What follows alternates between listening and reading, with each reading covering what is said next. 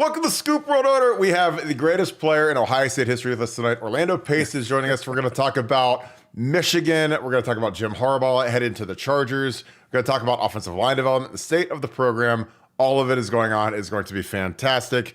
As always, we appreciate you guys. Get the super chats fired up. If you're a Scoop Ultra member, ask a question. We're going to try to get in as many as we can. We have to be very cognizant of Orlando's time because he is a very important person. So he's our guy. But if you enjoy this content, leave us a like, click subscribe. Also, click that little alert bell, get those super chats fired up. If you got questions for the GOAT, the big man, the guy who is the standard for all offensive linemen, and I am way below his standard, but I'm very happy to have the great Orlando Pace on.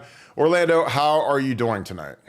I'm doing well, man. Thanks for having me. I know we kind of text back and forth a number of times during the season, so good to be on with you, Kurt. Obviously, we've kind of established a relationship over the years, so glad that this, your podcast is doing well, and glad I was, able to come on, and glad you have me, man. So excited to be here and talk Buckeye football. Man, I'm just glad that you didn't charge me because I couldn't afford it. I have to put the second mortgage up because, I know it was I always tell people are like, why is Orlando Pace your hero and your favorite Buckeye of all time? I was like, because he could skip training camp, get paid, and show up week one. And I was the guy, I had to go to every rep and had to do all the extra. And Orlando's like, you know what? I'll see y'all on Sunday night before the season starts. I'm going to sign my deal. And then I'm going to roll in week one. I'm going to get my franchise center. And I was like, that is genius because you can't get fined if you don't have a contract. And you found that out real early. And that was back when camp was camp, like capital CAMP with 2-a-days. And you're like, you know what? I'm gonna add years to my life by skipping every training camp that I can. And I was like, that is the smartest thing I've ever seen. That is a businessman. He's a businessman, Mr. Orlando Pace. Orlando, you have a son on the team right now. You go to all the games. I'd love your kind of overarching thoughts on the state of the program. This has been an incredible offseason, obviously disappointing bowl game, but since the bowl game, it's been wicked. I mean, Caleb Downs, Bill O'Brien, new quarterback Will Howard, Quinshon Judkins, and all SEC running back joining the fold. It's been crazy. I'd love your thoughts on Ryan Day and the state of the program. Well, you know what, Kurt, I'm glad you asked me that today opposed to a couple months ago. I probably would have a different answer. Obviously, I think, the past couple months wasn't great for Buckeye fans, including myself. I live and die with those guys every weekend. But for me, I think what they've done since the bowl game, I think, it's really turned into NFL free agency. And I think Ryan Day and his staff has done a good job. I think he recognized that they had to make some changes. They had to be aggressive in the portal. They had to go get guys that can help the program out, help win the game, both coaches and players, man. And I think they've done a great job of just going to pick up some players. Now we've benefited from Saban retiring. We can pick up a couple of those Alabama players, but those are both great players. I think they'll pay dividends for our program in the future. So I'm really excited about where we are. In terms of our roster, the way it looks good. But the one thing that I would caution most people in saying is that, we look good on paper, but still we have to develop those guys, get them in our system, and then, see how they play in our system. Because paper doesn't mean anything when you line up between those lines. You still got to go out and play football. So, I think I like what they've done. All the additions I think are great additions to our team. I just, I can't wait to see them on the field and see, how they progress. Yeah, I think it's going to be really exciting. I think that NIL is obviously been a game changer for Ohio State because we have kids that in the past would have been dipping. Because, in the olden days, it was either you get paid in the league or your scholarship check and eating pinto beans and ramen for another year. And now these kids can get some scratch. I mean, they're getting 7-figure deals to save for another year. Get a little bit of comfort. You don't have to live at the crappy, University Commons or whatever. You can actually have a nice apartment and not be outdoors. Now, again, obviously you're you're supernova. I mean, you're the first overall pick. That's way different than being a guy getting a second, third round grade. But what would NIL have meant for you especially given how much success you had early on. You started as a freshman, you won a major award as a true sophomore, you won every alignment award as a junior, and then you were the number one pick. But like, how would it have changed your life? And God, I don't know. I can't even imagine how much money it would have had to pay you, but it would have been a lot. But I mean, how would it have changed your life if NIL existed in '95? Well, I think it would have been great. You wouldn't even have to give me seven figures. I could have made it off a little bit more the way we, a little less based on, the way we were living back in college back then. And I always remember this, walking through the mall and seeing a 75 jersey and wondering, man, who's getting that cash, right? Like, who's making that money? So that was always a tough spot for me. So looking back, I'm glad that college football allowed, kids to benefit off their likeness. I think it's great for the sport. It would have meant the world to me, my family, everything. But then, to your point, it turns into free agency almost. So, obviously, if you have success, teams are trying to poach other great players from programs. So, and kids at that age are probably going to the highest bidder in terms of if they put a package together for guys to go. But, it would have meant the world for me. But I always say, I wonder if, I played with a certain desire, a certain hunger, because I didn't have that, right? So I always wonder how that would have fit into my college experience in terms of giving me millions of dollars at 18, opposed to I'm trying to, and I always say, hey, will my work ethic be the same? Will I still be trying to pancake guys? Like, you just never know how that turns out. In college, I don't complain about my Ohio State career. Was great. I would have loved to have some millions of dollars as well, but it all worked out in the end. Well, I mean, obviously when you were in the league, you were at the very top of the chain when it came to, pay and whatever. And I got a clip of you and your boy Freeney. Again, this is about as good of a pass rusher as you shutting him down. How did you manage that hunger and that drive when you started to really get paid? Obviously, you had your first deal, humongous deal as the number one pick. But then, every subsequent deal you got, and you had a bunch of contracts because you'd signed the 1-year tender. Like, how did you stay motivated? Did you feel like there was pressure to live up to the billing? Did you just want to keep, is it just your pride? But how did you stay, at the level you were at for as long as you were? Because again, you were, a Canton guy, a guy that's in the Hall of Fame. You're on the All-Century team for college football. But what motivated you? Well, I think just being great. I think when we were, it's a little different than how it is now. Obviously I wanted to be a Hall of Famer. I wanted to be a Pro Bowler. I wanted to win a championship. All those things motivated me when I got there. Being the number one pick, there's a lot of expectations that people have on you. But I felt like my expectations for myself was much higher. And I wanted to be great. I wanted to be one of the best linemen to ever play the game.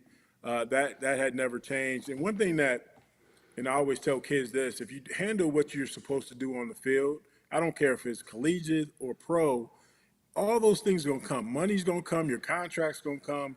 Everything's going to come. You just have to do what you need to do on the field. And I've always believed in that, and I wanted to be a great player.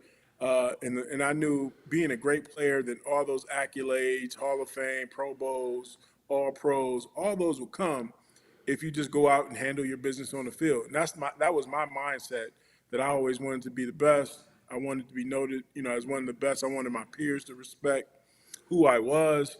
And, obviously everything after that came, but you really have to handle your business on the field, be a constant pro, and go out and play football. Yeah, and I don't think people realize the era that you played in my opinion, is the greatest era for offensive tackles in NFL history, because it was you, Jonathan Ogden, Tony Baselli, Walter Jones, Willie Rofer. And these guys are all in the Hall of Fame. I mean, they were like all top notch. Like, I mean, if you put those guys in the league today, they're literally all at the top of the league. It'd be them and maybe Trent, but it's like you played in an era where it was like, you're 6'7", Ogden 6'9", Baselli 6'8". And I mean, those guys would all be the best tackle in the NFL today. And you're with there are like 7 of them. So, I mean, like when you guys made Pro Bowls back then, it's like, holy cow, because all these other guys are first ballot Hall of Famers.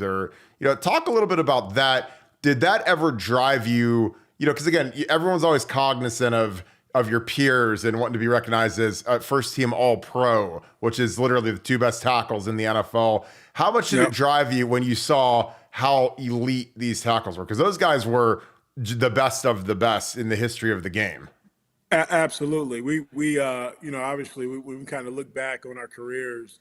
That was really a golden age for offensive tackles. And Yeah. you see a guy like, I see Lawrence Taylor these days. And the reason, the importance of the left tackle at the time, because a guy like Lawrence Taylor, guys couldn't block him. So you had big guys, and we kind of transformed the position a little bit because we're big guys that could move. We're taller, big, strong guys that could move, and that was athletic. So it was a great time to be an offensive lineman. It wasn't so much about the run game as much, but the passing game. And you could just tell the way the league is now, where it becomes really a passing offense. And you need big guys that can block those defensive ends that's running 4.5, 4.4s at this age. So you need guys like that. And I think we just came along at the right time. Guys saw value in who we were in our position. And it was a great time to be an offensive tackle. But to your point, we absolutely looked at each other and we wanted to be great. And it really raised our level of play, year in and year out, because you look and see what Jonathan did against Freeney, and you look and see what Walter did against different guys. You kind of measure yourself up against the way they performed. You see Bruce Smith, you see Tony Baselli, that matchup. So there were some great matchups, and we all kind of measured ourselves. I always said initially, because Jonathan, myself, and Walter, we came in a little later, but Tony Baselli was a guy that was just handling business when we first came in the league. He had some unfortunate injuries, but he was a beast. And guys like Willie Rofe, again, big tackles that could move. But it was just a small competition. Whoever gets that, I know we always joke at Pro Bowls, whoever get that starting left tackle position, it comes down to votes. So we always kind of say, man, I'm not playing right tackle. So hell no. Whoever got the most votes in Pro Bowls. But it was a quiet competition.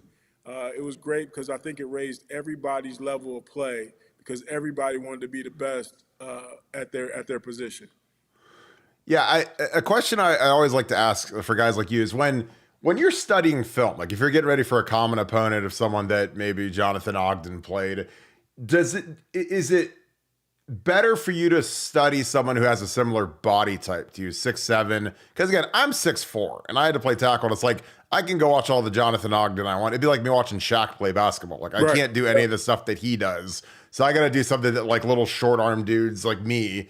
I always thought, it's great to watch the technique and that type of stuff, but you guys were obviously exceptional in terms of your consistency in your pass sets and in your work ethic. But you guys had such length that you guys were really an issue for these guys. But did you ever say, I want to watch J.O. because he's 6'7", 6'8", and you're 6'7", 6'8"? Like, does that matter in your eyes? Just because, again, that length is so important in pass protecting at tackle.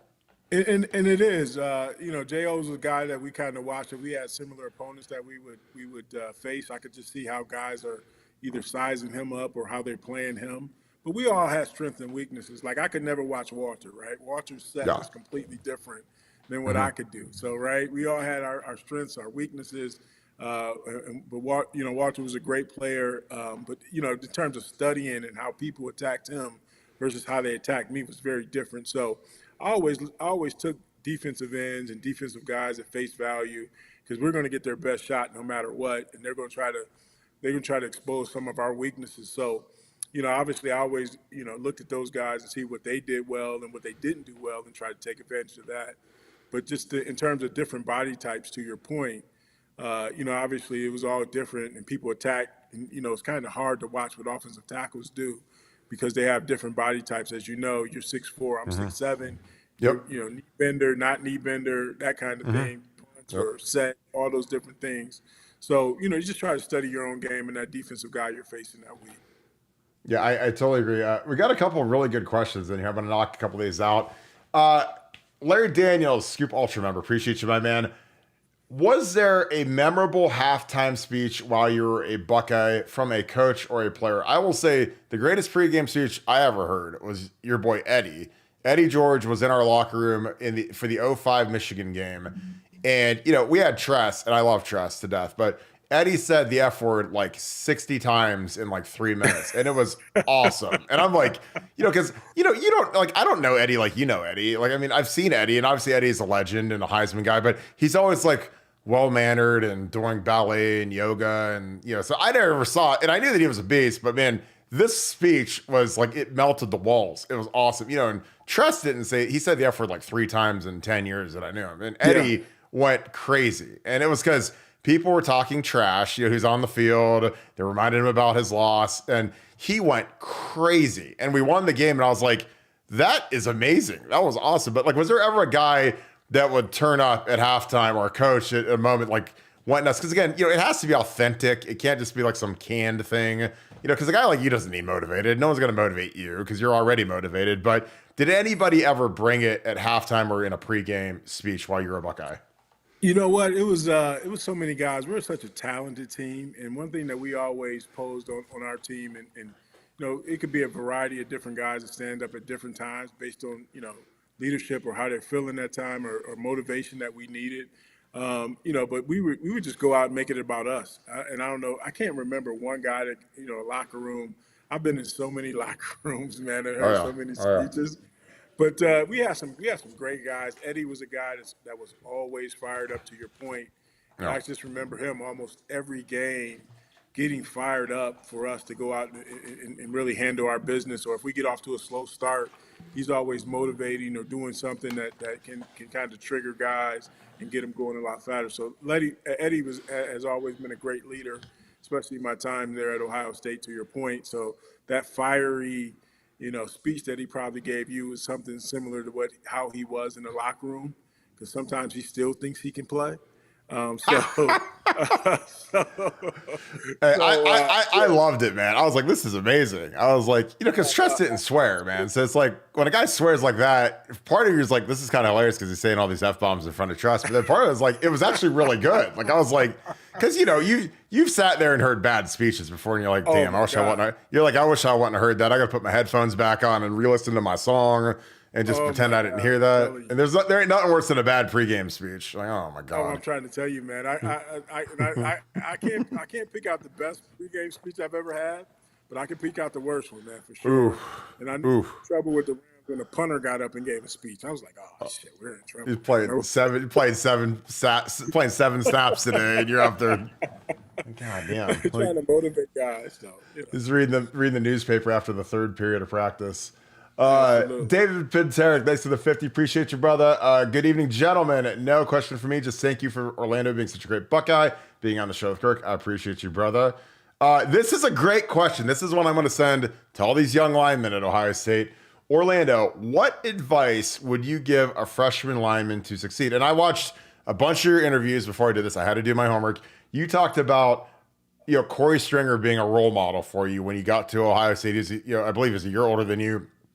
Obviously, he would have been right in Canton with you if you didn't have such a tragic, loss of life early. I loved Corey Stringer. I mean, I remember 2001 when that happened. It was like stunning. But what is some advice you'd give? There's a lot of young freshman linemen at Ohio State that just showed up. A lot of them are probably going to watch this show. What is some advice? What would you tell guys to work on from a technical, from a diet, like anything that you could surmise to help, and even like a high school lineman? I mean, because these guys would love to just know what are some things that can help them progress in their career. Well, I think for me going in, and for me it was like when I first got to Ohio State, to be honest, as a freshman, it was like drinking water from a fire hose, man. I came in from high school. They rushed me into the starting lineup, so I was out there with my head spinning for the first 3 or 4 games. But I was fortunate enough to be with Corey Stringer, who was a great inspiration for me, a great role model and mentor for me. And I thought the most important thing for me was the way I worked.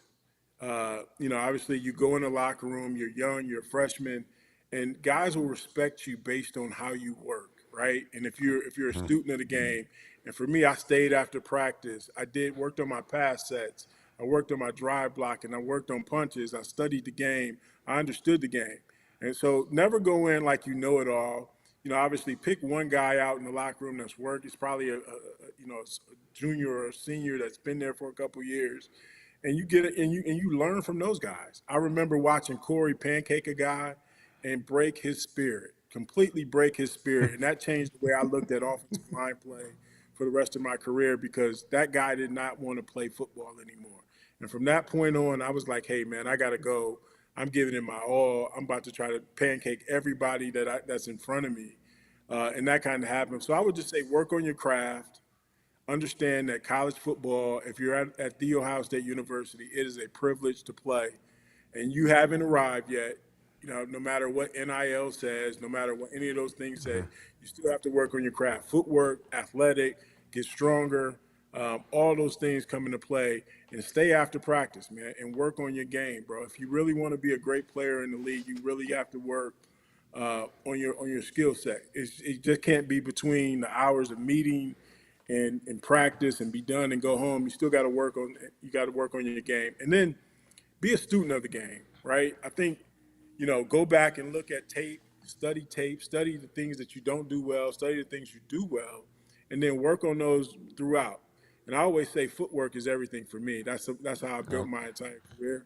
Because if you can't get yourself in front of a guy to block him, obviously you can't. You won't. I don't care if you bench 500 pounds, you still won't be able to play. So I always say athletically, work on your footwork, become a better athlete, because footwork is everything. Put yourself in position to make those blocks.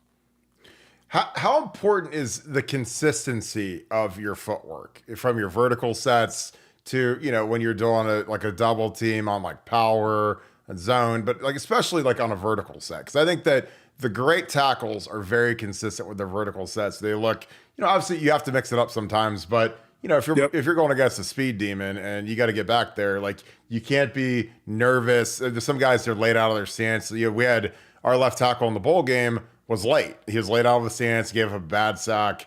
People like, the guy stinks. I was like, no, he was late. And sometimes guys are late when it's loud, or I thought that the left guard was a little far up and he couldn't get off on the mark, couldn't see the ball, the corners out, whatever.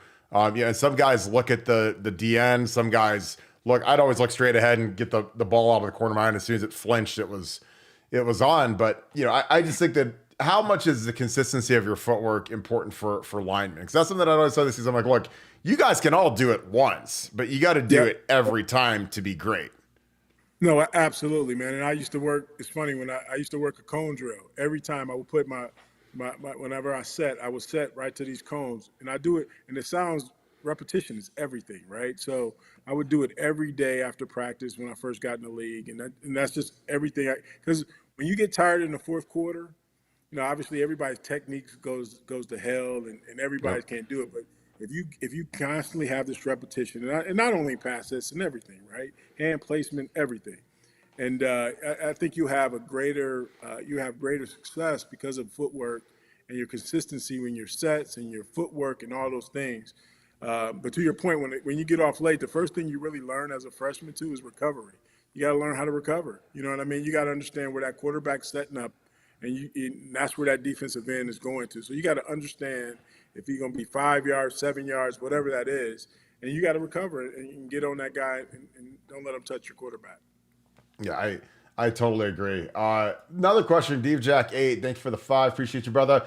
Question, Orlando. Any interest in helping the staff in some way? And I know the answer to this one, but I'll let you answer it.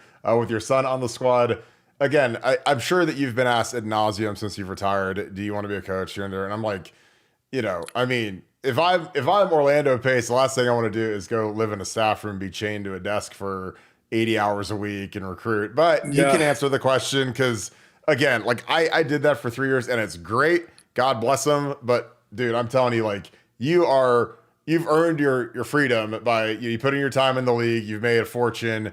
And it's like, I couldn't imagine you want to say, you know what I want to go do is go work 80 hours a week in a football facility. But would you ever have any interest in doing that? No, you know what I've done? Obviously, I love the Buckeyes. I love, any way, shape, form I can help. Recruiting. I've watched, they've called me in to watch tape with some guys before. So I've done that before, and just talk to guys. I kind of mentor guys on the low a little bit, just through relationships and that kind of thing. So I'm always willing to lend a hand. So any Buckeyes out there listening, you could always hit me up. We could always have a conversation, talk about the game.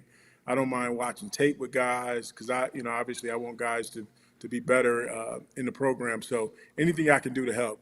But, Coach, I won't be. I can't. Hey, look. So I was talking to a member of the staff a couple weeks ago, and I just said it's so difficult. It would be almost not impossible, but the things you have to worry about now, you got to develop guys, you got to worry about the transfer portal, you got to go recruit guys, and then you got to coach. Man, that's too much for some of these guys. It's a lot on the plate, and then you got to be in the 16 hours a day in the office, and then on the road recruiting. God, coaching is, people don't understand how difficult it is in today's college football, but it's something that I wouldn't want to do. So I'll just consult on the side or in the background and try to help some guys out. And just be real, like they couldn't afford you anyways, so it's fine. Yeah, that's right. Yeah, you say you were getting 80 hours a week for that? How much some of these guys are getting paid these days, man. I'm like, hold on. Man, Hey, I'm saying, man. Then you're working 80 hours, like, damn, man. I want to go back to where I was. I already got right. my. I wouldn't make it halfway through the season. I'll be like, dude, He'd be like, man, I'm going back to the loo. Yeah, man. I love my flexibility in retirement, man. I don't want anybody telling me what to do. I want to be able to do what I like to do. So that's what I'm saying, my man. Ryan Coolidge, thanks for the 50. Appreciate you, brother. Welcome to the show, Mr. Pace. Question: can a great offensive line make up for a below-average quarterback? Ooh, I'd love your thought on that. Absolutely. I think if you give this guy time, an extra second, 2 seconds in the pocket, he gets comfortable. Like the quarterback will get comfortable. And I think he can make the plays. We don't have to, he didn't have to, for getting hit. I think that quarterback can be a great guy. And I say this all the time, and I know it's an offensive lineman thing where the game is won in the trenches, but truly, if you dominate the line of scrimmage, I think it makes everybody look better. Running backs, it makes quarterbacks look better. They can get the ball out to receivers. Now, if he's just a bad thrower, he can't spin it at all, then there's nothing we can do about that. But not putting pressure on him up front is the key to a lot of quarterbacks having success. Yeah, and I think quarterbacks, like the infrastructure, because Kurt Warner is obviously a Hall of Famer, fantastic player. But man, when you've got Isaac Bruce, Torrey Holt, and Marshall Faulk, who's the most underrated running back in NFL history, it's like that makes your life way easier than like when he went to the Giants and wasn't quite as magical. And again, like I'm sure he'd be the first to admit that because, like, dude, if I got Marshall Faulk, oh my God, like that's 80 catches a year and whatever. This is a question I'm sure you get all the time. James Campagna, who is our B-Dubs guy, appreciate you, brother. Who's the best player you ever played against? Is there a guy that you're like, that guy he's the guy, you see him at Canton and you're like, hey, you were the guy. Is there a guy that's like that for you, or do you not give that guy that respect? He has to be in Canton now, being that, he has to of course. I don't want to give anybody else any credit that doesn't deserve the credit. That's right. Jacket, right? Sorry, Simeon Rice. I know. Simeon Rice has some great battles, man. Simeon's a great friend. Hopefully one day he'll be in the hall, man. But look, these guys are going for a ride here, though. I had to get this one pulled up. So I'll be honest, man. One of my most nervous times at Ohio State was, and Simeon Rice was the guy, right? I'm a freshman, and Simeon's the guy. He's the all-time sack leader, and my coach is building him up all week. So I'm like, geez, this dude, he's the guy. I'm a freshman, but obviously we went out and handled our business. But Simeon was a great player at Illinois. The gargantuan, and watch this. This is when life sucks because you only get them with one hand. You get them with one arm right here, and this is like this. Man, I'm telling you, that was a fun game. Probably one of my funnest games I've ever played at Ohio State because we were just, and Kirk, just running the ball like 30, 40 times a game, man, and you're just kind of eating up chunks of yardage. It was a great time to be, in that game and obviously solidifying Eddie as a Heisman front runner. Well, and like people don't understand, like offensive linemen hate pass blocking and love run blocking because like the worst thing that can happen is on a run block is if you whiff, it's like a 1 yard loss. If you whiff as a pass blocker, your guy can get killed. He can get knocked out for the season. You might give up a sack fumble. So it's like, and plus like you get to pulverize guys, and that's like something. that there's that build up throughout the game where guys, once they've been double teamed 13 times, by the 14th time, they're just like, man, this sucks. I want to get on the bus and go home because this really sucks. Especially if it's like a guy like you doing it. It's like, Right. can I go home, please? Or let somebody else come in? You know what's cool about the run game, and I did this in college and didn't know I was really doing it at the time. But guys were actually, you put that kind of pancakes on tape, and guys, the guys you play in the next couple weeks, they're so nervous. Like I see guys trembling in their stands, just trying not to be pancakes. So it really made my job really easy because they're already scared anyway. And then, obviously you pancake them, and then, obviously the rest is history. So I mean, you're gonna be like, they're gonna be on the Heisman reel on the show. Like, I don't want to be on the Heisman show. I don't want to be on that guy's draft video. Like, are you that's kidding what me? I told the guy too when I was there. I was like, oh, I pancake it. I said, that might make the draft cut, man. That might make the draft cut. Hey, don't worry. When you're watching it, you only got to wait about 15 minutes, and you're gonna get to see it. You didn't gonna have to wait long for me to get drafted. Oh, that's what people. Not that I talk a lot of trash, but there was a couple of times I'm like, ooh, that's nasty, man. That one probably gonna be on the video, man. I'm in New York. I'm gonna be looking sweet. They're gonna show that one. It's gonna look great. God bless. I'm glad they didn't have it, and I'm glad they didn't have an eye when you play because we wouldn't have had any budget. It would have been gone. It would have been the Orlando fund. We could have got 10 players this offseason or 20 players, and I would have had one Orlando or 20 of them. Right. And you know what's funny is our fan base would say, just give us the one Orlando because everyone's worried about our tackles. Orlando, right? Give us one Orlando, and then we'll make it work with everybody else.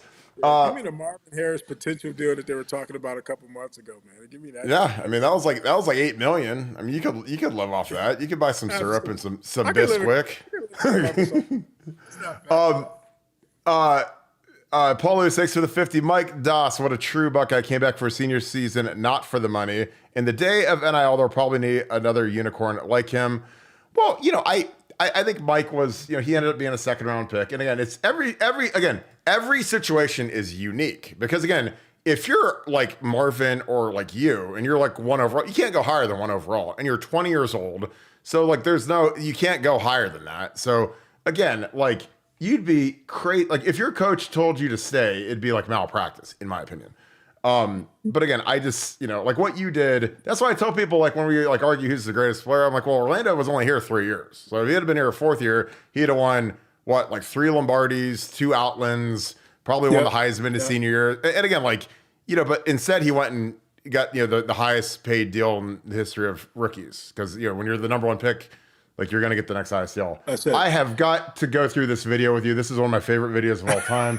God bless Steve Snap. But like, if this was in NIL time, this would be like a Sub-Zero fridge. This would be like a, and Snapper came up with this little paste magnet that he mailed to all the Heisman voters because Steve Snap was a genius. Like he invented a statistic because like, how can we, quantify how good this guy is? So we've got we made a magnet. And again, this would be at minimum Gucci, but probably Louis Vuitton. And it probably would have cost about $9,000. Easy, I'm telling you, and this thing would have been just all Louis draped. Hey, look, and these diamonds would have been a lot better, right? Well, and these would have been like VVS, like 6 carats, like Suge Knight. It would have been awesome. And I would have been like, that's my dude, right? That's my dude right there, man. But again, like, because Snapper, these are some of the greatest pancakes ever. And I'm just like, and these aren't like the dude got tripped or, I mean, this is literally like he just gets killed. And, so when you lay on this cat like this, like, is there anything left in his soul at this point when he's on his back like that? And then you got spatula. Kurt, I was trying to take his soul, man. And that guy, I remember that game. He was talking so much trash. And then they didn't call holding, but I'm trying to choke hold people here, man. Yeah. You know like what I mean? This is like, and I'm telling you, these hip pads would have been Louis Vuitton for sure. Oh yeah. God. Who wears hip pads anymore, man? Nobody. I mean, I was like, man. But again, like if you're throwing guys on the ground on every play, your hips probably like got hurt because you're like look at this guy. Like you have your elbow. Look at that. I mean, he's got a mom in the stands. Like, oh my God, my son. Like his mom probably didn't even meet him after the game after this, and you're not even buckled up. You're just like, okay. So, but no, this was like one of the greatest videos ever because like, like they're trying to figure out how to make you a Heisman candidate. They literally shot you cooking a pancake. Now, I know you'd have like 2 private chefs on call all the time in modern NIL time, and you would have had, the syrup and you got the whole thing. But this is great, again, because this is like, they didn't have like cutting edge video back then, and they didn't have a graphics team. So they had to think of something to promote you, and they did. And you won, 3 major trophies, and, it's just ridiculous. So, but I had to put that on. Shout out to Moose, man, and Channel 10, man. It was his deal. Was that Moose? Oh, Moose. Absolutely, man. Oh, Moose is the GOAT, man. Yeah, he retired a couple years ago. He sure did, yep. A couple more super chats. I'm going to have to text him. That's great. Thanks, Orlando, for being on. Thank you, Sean Rollins. Question, what did Eddie George say to you when your team won the Super Bowl against? That is a great question, because that had to have been kind of funky. That is a great question. Even, what's funny? I was just at his 50th birthday party the other day, and there was a lot of Titans there. Not the other day, other month. But a lot of Titans were there, man, and those guys are still a little bitter. And I will say this. Although it was great joy winning the Super Bowl, the one thing I was a little disappointed about, I had to take it from my friend Eddie, hindsight, because I know and if you watch that game, he was getting stronger in the fourth quarter. Yeah. And I'm like, I've seen this guy Eddie before. Let's see if we can tackle him and make a play. But he didn't talk to me for a while after that, man, to be honest with you. He'll just give me this smirk. And he was still hurt about losing that game. And, if you ask him today, he'll still say the same, that he was still hurt about winning that game. Probably a little happy for me, but probably still more disappointed that they didn't win that game. And I don't really rub it in his face, because, maybe I do. Maybe I'll show my Super Bowl ring or something like that. But he's still a little bitter. Obviously, when we're young like that, you think you're going to get back and you're going to go. And oh, yeah, of course. Again. And they never made it to the Super Bowl. But you know what? I'm going to take that win over Eddie and celebrate it, 25 years later. How big of a relief is it in your career when you get the big ring that early? And because that's got to be like the biggest monkey on your back. Because obviously you want to be a Pro Bowler, you want to be all pro, you want to be recognized as an individual great. But like the Super Bowl ring is the pinnacle, and you knocked it out, at a relatively early time in your career where you probably had a long runway to go. How great is it to knock it out early in your career? You know what? It's a gift and a curse, right? It's great that Kurt, we all played the game, and we all played in our backyard as young children about winning the Super Bowl and what we thought that felt like, and that was great. To do it in your third year was great. And I remember thinking, man, I did this in my third year, man. We're going back every year. Like it's a false sense of like security, because you're sitting there thinking, oh man, this is easy. We're all young. Everybody's on their rookie contract. Nobody's heard of this guy, Kurt Warner.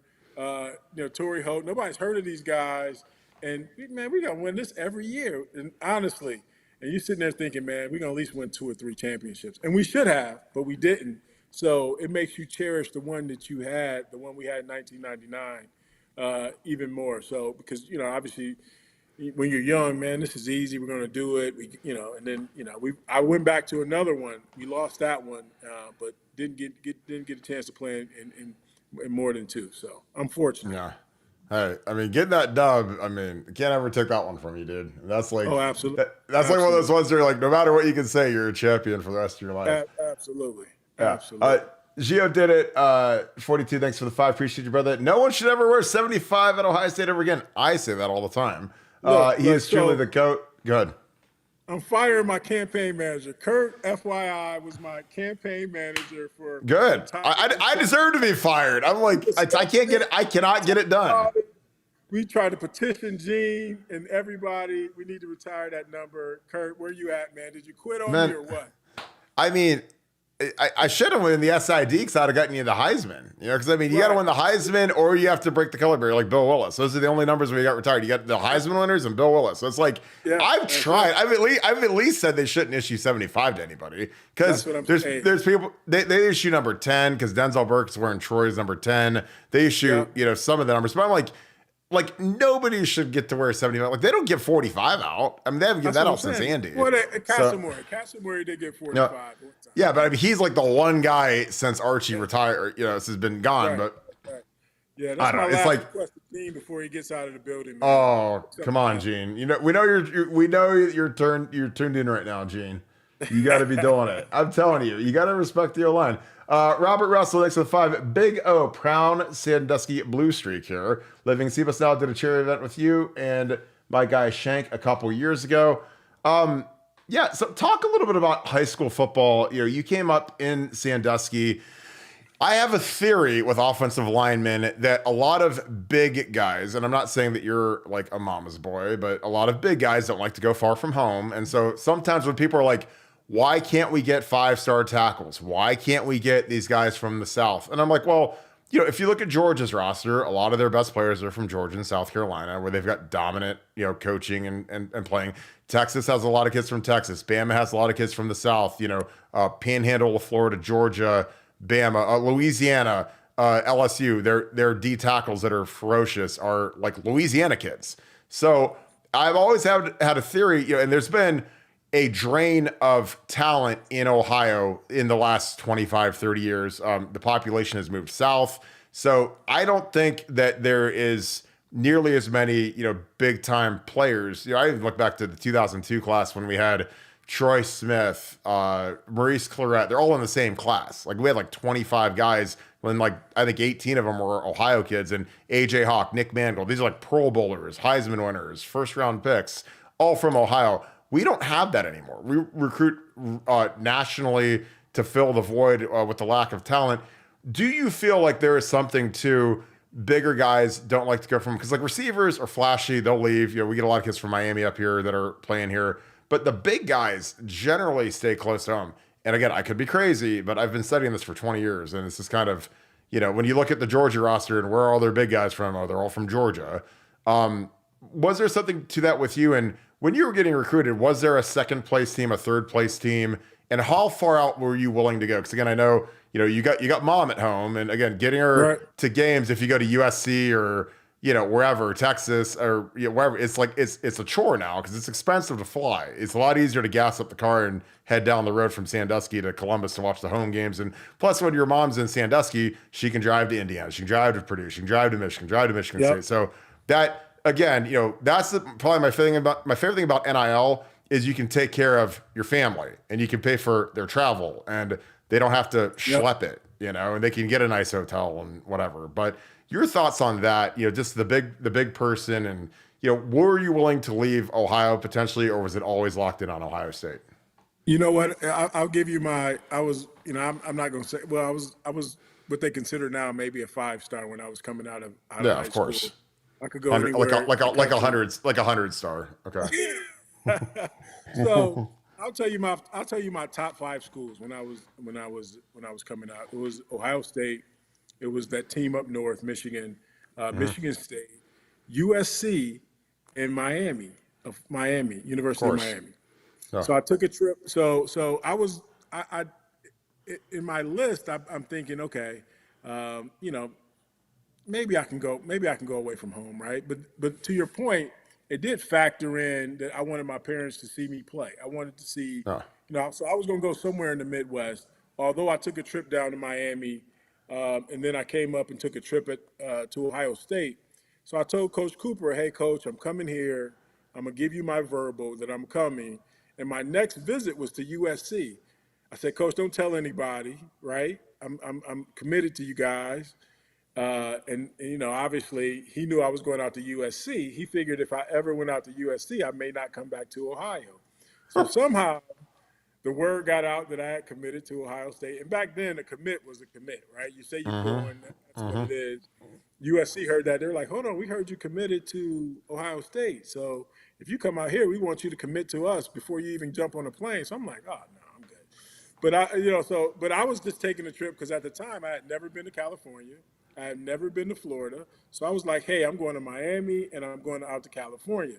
But I knew it was going to come down to 2 schools. It was either because being in Sandusky, there's a ton of fans from that team up north, and then there's a ton of Ohio State fans, obviously. So those were the 2 schools. And I took my visit, and Ohio State was just I had a better experience on my visit to Ohio State. Now, obviously, meeting guys like Corey, LaShawn Daniels, all those guys that was on that offensive line made me feel like a part of that team. So that's the real reason I went to Ohio State. It wasn't because it was close. Well, I guess close to home was part of it, but it Yeah. wasn't the key factor. So, but to your point, I think linemen they stay closer to home for some reason. Yeah. But now NIL, I'm sure that'll expand at some point where guys will have the ability to fly their entire family out for games every week if they wanted to, based on what these guys are getting paid. Yeah, I mean, because like from when I played and when you played in college, like the amount of expansion and travel with a Big Ten championship, potentially 3 playoff games. You might have, if you're a low seed, you have to play a road playoff game, play the second round of the playoffs, third round of playoffs, and I mean, your son's on the team. Like these bowl games are a boondoggle. They're expensive, and if you trying to get to Dallas or Florida no. or these bowl games sometimes, and I think the schools are doing a better job of taking care of families, but I think there's still more, and that's one thing that people don't talk about. NIL is great, right, for the kids, but when you watch the Final Four, Final Four, and you see the TV money that's pouring into that, on the field, and it's still free. Now, those kids aren't getting paid for playing, and millions of people are watching them, and they're not getting an increase. So I think there's something that should be done with that, because there's millions of dollars that's going on those couple weekends, man, that those kids should benefit from.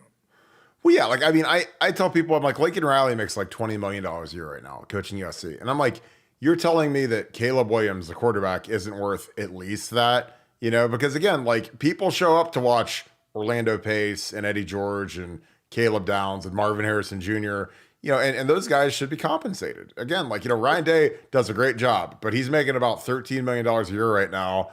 And, like the coaching salaries from when you played and even when I played have exploded because of the TV money and, Apple's getting into it, the streaming, Amazon's getting into it. And those guys have infinite money. So they start bidding on the Big Ten package. Like you're going to see, and that's why you're adding USC and UCLA and Washington and Oregon.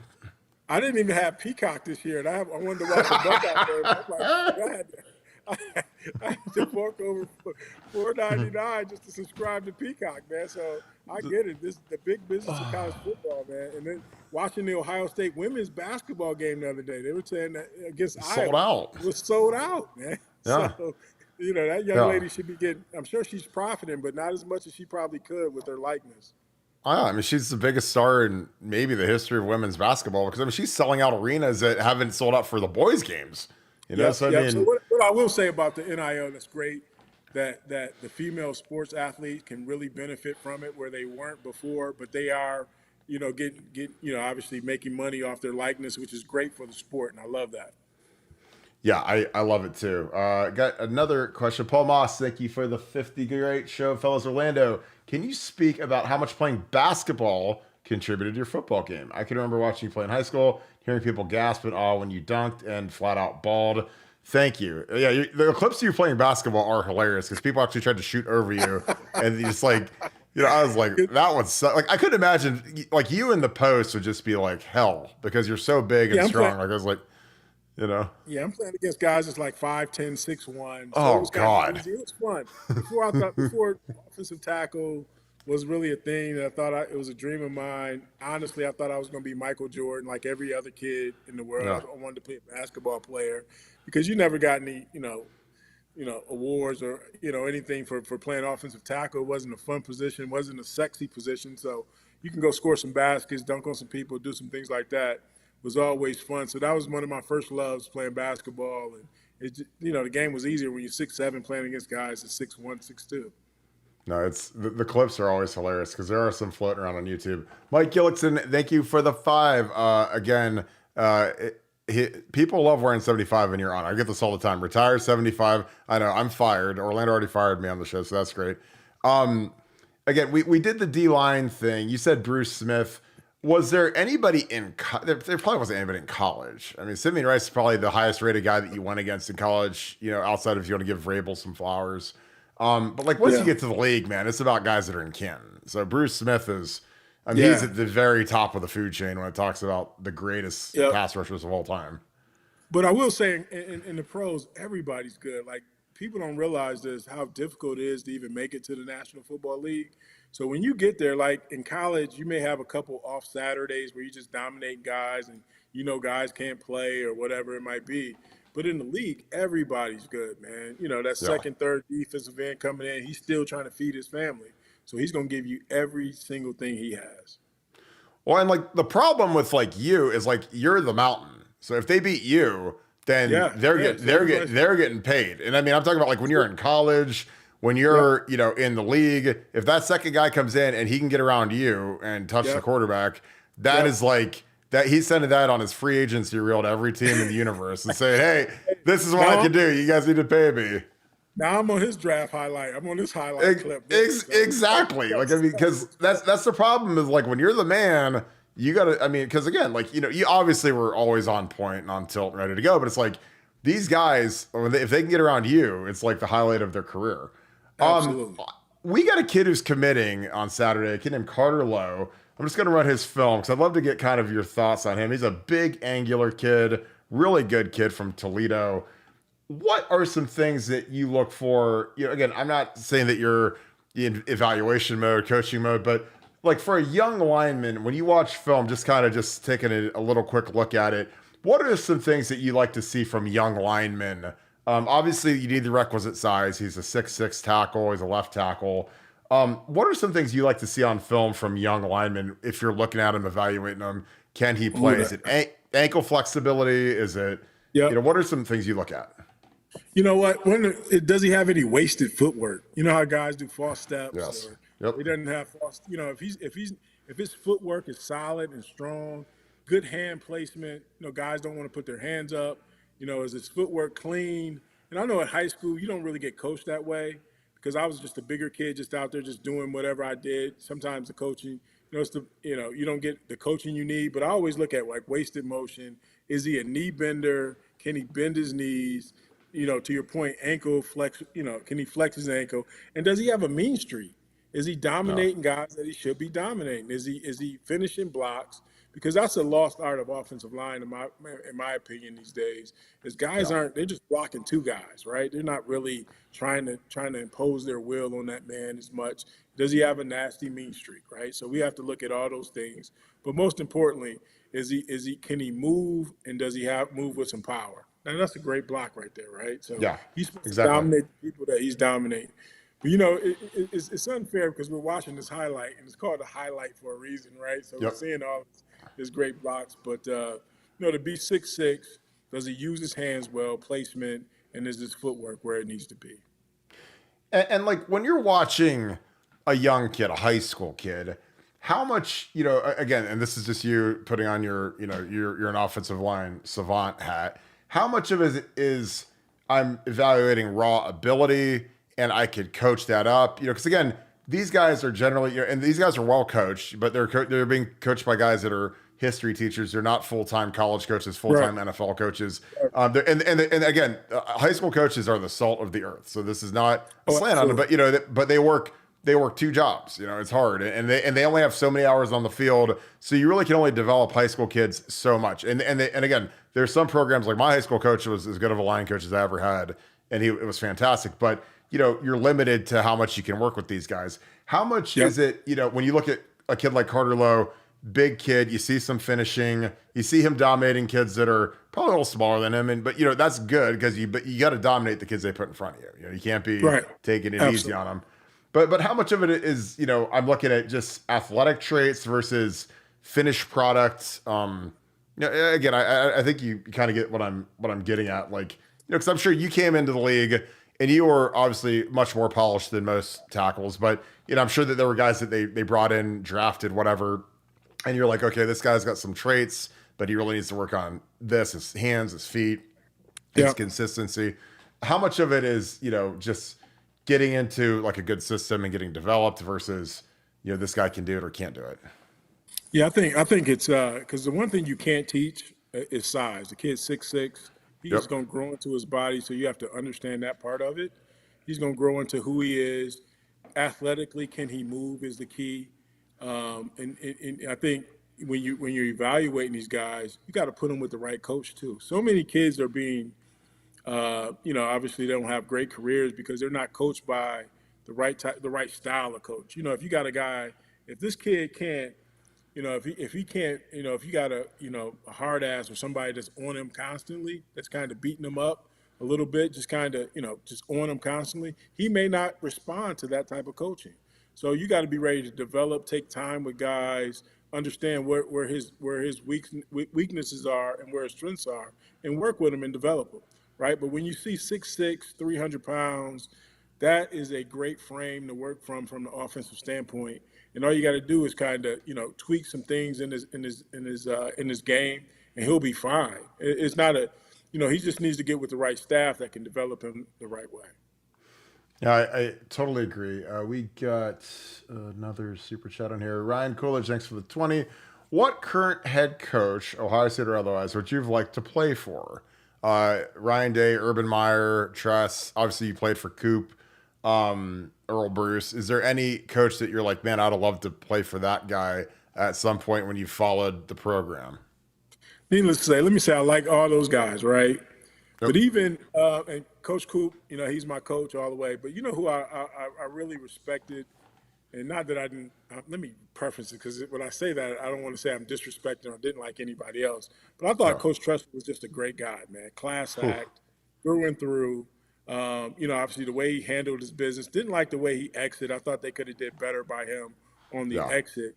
But everything that I know about him, just from being a fan, meeting him, talking to him from time to time, he just seemed like a quality dude. Players really loved him. I felt like our program was in a great place when he was the head coach. Yeah, I mean, I was really, really lucky to play for him, and he's a guy you'd do anything for, just because he always took care of you. He always, he was real firm, but he was a guy that you would, teaches you how to be a man. He's the guy you would love to send your son to, and develop, because he's gonna turn your son from an 18-year-old kid into a 22-year-old man. And again, you could ask all the guys that played for him. Like, that dude is as great of a human being as I've ever been around, and he's just a phenomenal coach. Like, again, like he was, we were always ready to go. We weren't always the best team. We didn't win every game, but I mean, we were always prepared, and we never left any stone unturned with Tress. And that's a great answer. Because let me tell you this, Kurt, and I'll tell you this because I've been on the field while you guys maybe they had a couple reunions, and you just kind of see when former players come back, the way they respond to Coach Tressel is different, right? You see some guys come back, you could tell it's really nothing but love in that coach player relationship. And those guys, man, obviously that's just the mark of a good coach, the way his players still come back and show him love. No, I mean, he's the best ever, man. I'm telling you, I was lucky to play for him, and I worked for Urban. I love Urban Meyer too. Like, I'd love to play for Urban too, because Urban was great, man. I think Urban did things for our program that I don't think anybody else could have done. He recruited nationally. He brought in some guys that was some straight dogs, and they've won games, man. So Urban would be great to coach for. I mean, you can't go wrong with that list. I think all those guys are great coaches in their own right, but obviously Tressel in terms of men, he kind of reminded me of Coach Vermeil in that regard, which is my favorite coach that I've ever played for. But yeah, Urban was, I was fired up, man. I was walking around like, Ohio State is here, man. It arrived when Urban was the head coach of the Buckeyes. And I will tell you, you literally made me like a made man in the Mafia when you showed up to Friday Night Lights, because he told me if I didn't get you to Friday Night Lights, I was fired. And I was like, Urban, you know what? That's the great thing about Urban too, though, right? Urban would always reach out. Every year he would call me, Orlando, we need you for Friday Night Lights. Can you come? Can you show up? Hey, can you come do this for the program? Like, he understood the importance of tradition, what that meant. And he always tried to bring guys back, especially me. We developed a good relationship post football, post Buckeye. So Urban was great in that regard, where he always made former guys feel really welcome coming in the building. Yeah, and now mind you, when he had me do it, nobody had a working number on you, and nobody had an email for you. So it was literally like, And I was like, so I was on LinkedIn adding all your former teammates. I was Larry Romanoff didn't have a working number. Gene didn't have a number. And I was like, well, Orlando's probably changed his number 50 times because he don't want to talk to him. He's retired. No, He's like, leave me alone. I'm in my fortress in St. Louis. Like, leave me alone. So like, I had to figure it out. Urban was great, man. He was great, man. Yeah, and he didn't have that number until I got it, and it was like it was not. I had no choice. I was gonna fly to St. Louis and like just knock on your door and say, "Hey, it'd be great if you showed up to this so that Urban doesn't fire at me. It'd be awesome for my career." All good, brother. All good. Yeah, Urban was good. He was really good at bringing guys back. He is the best. VP of Hype, thanks for the 20. My first OSU game was Minnesota in '92, bench clearing brawl. I've never seen anything like that. What years you were there? 94, 95, 96, correct? Yeah. I got you. And you played with Corey 1 year, correct? Just 94. 1 year, yep. And he was out. So again, I want to be cognizant of your time because God, this has been a fast hour. This has been crazy. Flying. I know it is flying. It's crazy. Do you have any good Corey Stringer stories from the year you played with him? Because again, that is the all-time greatest duo of tackles in the history of Ohio State. No one can touch that. Not even Paris and Dwan. They're not even close to that. But do you have any stories about Corey? Because again, that's a guy that people don't realize how good he was. Right. Yeah, you know what? Corey's just a good, all-around good dude. The funniest guy, funniest teammate I probably had, man, because he was a big guy, but he could play, and he just had jokes for days. And you know, obviously, you know, in the summertime, I came up. I stayed with him a couple weeks, just getting ready for the season. So we just developed a really good friendship. No real stories that kind of stand out, but you know, he's just a real good guy, real funny guy, really good mentor. So that's fantastic. Well, we've gone an hour. I'm going to wrap this because I do not want to kill you, and I want you to come back, and I want you to be like, Kirk, I'm about to say, me. We're back. You have me on here. You can't be. You can't be. Buckeye football, though. I will. No. Well, all I want is, you know, just kind of a projection going into spring ball. You know, how are you feeling about the roster, the team? Again, you don't have to do a season prediction. It's way too early for that. Obviously, you want to see what the quarterback looks like. But how are you feeling about the state of the program under Ryan Day right now? And we'll wrap this thing up. I feel great. I think our defense is going to be great. Love that those guys all came back. Defensive line. I think our defense will be probably a little ahead of our offense. Excited to see what the offensive line does too. We have a couple guys coming back. The kid from Alabama, the transfer. I think he'll be a great addition to our team. And then I think everybody will be talking about this quarterback. You know, this quarterback competition. Who's going to be the starter? Got a lot of young kids, got a transfer in there. Receivers, we're so deep at receivers, man. I can't wait to see what happens there. You know, running back, we're deep there. You know, we're deep everywhere, man. So I'm excited, but I just told my wife this early on. I said, I don't want to get on here and seem too excited. I want it because, again, they look good on paper. But, you know, obviously after the past couple months, I want to feel great about the team in the state of the Buckeyes. And I think as long as we can do it, you know, as long as those guys stay healthy, they play good quality football. Really interested to see what Bill O'Brien does too, man. Is he going to be a good fit for our program? I think can he develop those young quarterbacks will be key. Take some weight off Ryan Day and what he's doing. So I'm excited all the way around. You know, I think we need to win that last game of the year for me and my sanity and my sake. So, but other than that, man, I'm excited about the year. We made a ton of moves in the offseason, so excited to see how those moves turn out. Can't wait to watch them play this fall. It's going to be fantastic. I got one last question at the buzzer. This is a great question. Jared Brandon, thanks for the 20. He says, "Go Fremont Ross, Little Giants." These rivalries never die.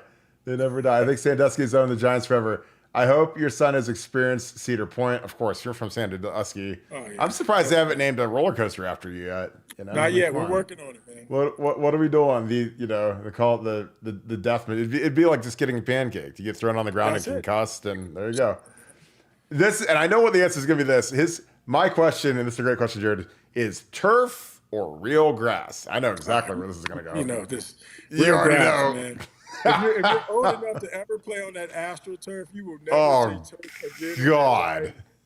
Dude, but you know what I love? I love the smell of the grass. I love the forgiveness. It gives you everything about Uh, it. You walking off the field with grass stains on your clothes. Like, that's real football to me. So I wish no. every stadium around the country could go to real grass, because these kids are missing out on a lost art of football. Playing on this turf. And I'd be interested to see how it turns out 20 years from now. Yeah. With And bodies. your knees feel a million times better. Yeah, A million absolutely, times better. absolutely. Well, man, I appreciate you so much. This has been an honor. This has been fantastic. Again, this has been great. So again, I hope you had fun. Again, people are getting a kick out of this. They get to talk to the best guys that ever played at Ohio State. So appreciate you so much, brother. Thank you for coming on. No problem. No problem. Have me back mid-season, man. Let's give a mid-season Buckeye report, man, and we can talk some real football at the time. I cannot wait, my man. Well, enjoy your time in St. Louis, and thank you so much, brother. I will talk to you soon. Peace, brother. See you, brother. That was Orlando Pace, and now we are going to switch gears and get Nevada. You guys ready for this? Nevada, you are live. Are you on here? I am here. I'm here and excited. I following up the Big O. That's a tough one. That's a tough act to follow. That was pretty good. He's the best, man. I love Orlando. He did a great job. So appreciate you guys. Well, your boy Jim Harbaugh is now a Los Angeles Charger. I love your thoughts on that, because that is obviously something that you've had for about 2 months. But your thoughts on Jim Harbaugh going to the LA Chargers? Well, if you followed this podcast, then one, you're probably wealthier right now than you were a little bit ago, because Harbaugh was plus 350 when we gave this out. He was plus 350 to the Chargers, which was stealing, man. We had this one, knew it was going down, not surprised. And can we have a moment of silence for Michigan fans, because they haven't enjoyed the shortest honeymoon ever on a championship in the history of college football. I mean, they win, and immediately their coach leaves, and Ohio State goes ham and just grabs everybody and is getting ready to ravage college football, and it's over for Michigan. So, today was the final nail. The final rat jumped off the ship.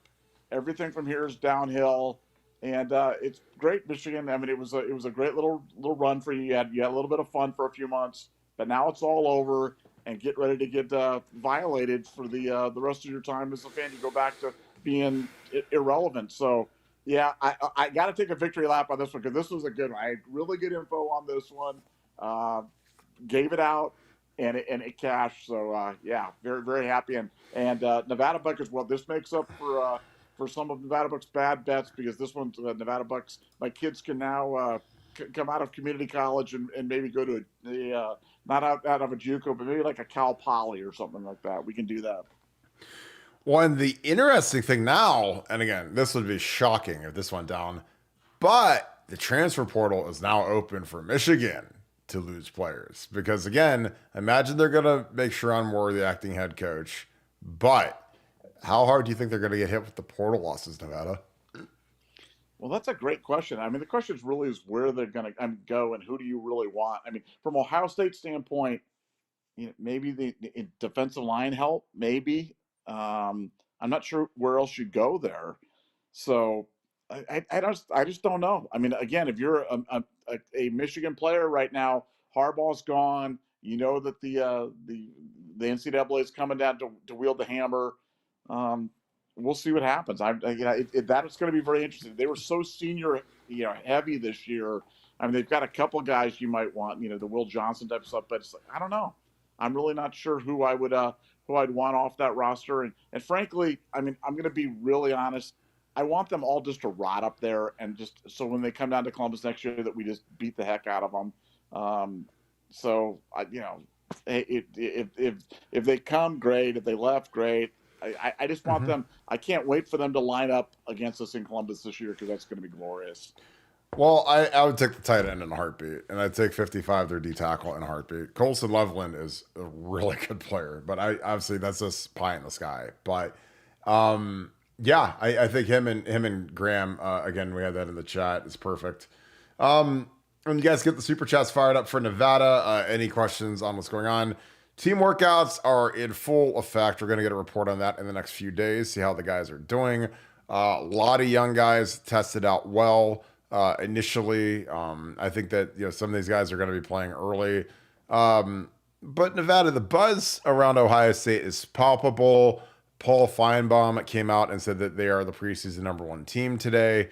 I think that's where we're all at. But I could see it being a coin flip between them and Georgia. Again, there's nothing more worthless than a preseason poll.